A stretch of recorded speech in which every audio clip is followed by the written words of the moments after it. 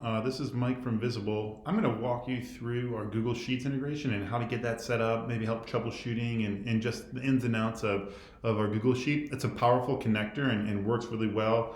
And so I'm excited to walk you through that. So I'm going to link below for a sheet you just copy yourself and start working from if you wanted to have like a pre-formatted one. But for the purposes of this demo, I'm using this Google Sheet here. And the way we have built the integration to date is we want to see those rows have the date value and nothing else. Google is going to return us those dates through their API, and so it could be any date format. It doesn't have to be the format you see here. It could be any date format. So feel free to format those however you want. But you can see here I have my dates in row 1.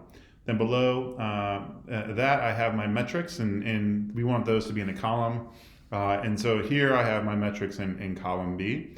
So we have you map this one time, and then we effectively go in and read that spreadsheet. We'll make any of those changes for you and detect changes as they happen. And I'll show you a couple of those examples here. But I'm going to go back.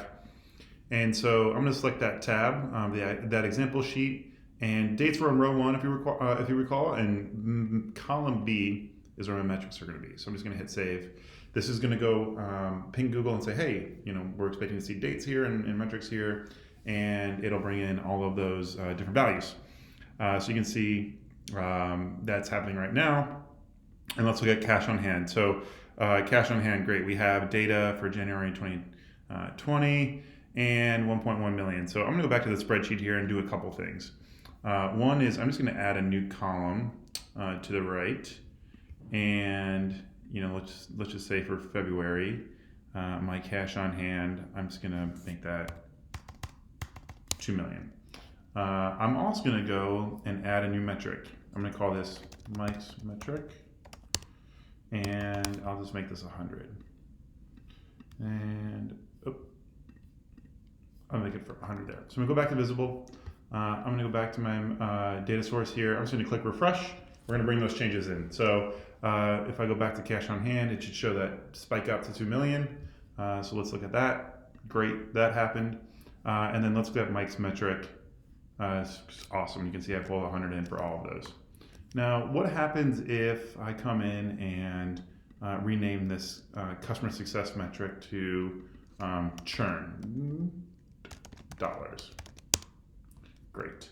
I'm going to go back to my integration.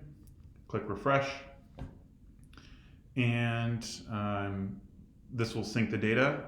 And oh, wait, we couldn't find it. We were expecting to see it. Can we help resolve that? So if I click resolve and I go down, we go, hey, was this renamed to churn dollars? Yes, in fact it was. It's going to go nicely resolve that issue now and pull that data in. So if the name is changing, we'll prompt you and say, hey, did you change the name?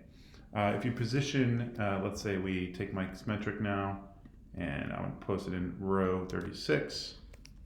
I'm going to click refresh, and we'll sync that data as well. And with that, since the name stayed the same, and so do the values, it's all good. It doesn't actually break because we're very confident that, hey, the name matches, the values match what they were previously, so we're going to resolve that without even having you intervene.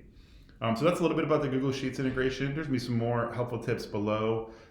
Write into support if you can help with anything else. Get it set up. We love Google Sheets. It's super powerful to manipulate things. So happy to help in any way. But thanks for watching, and looking forward to having you on board.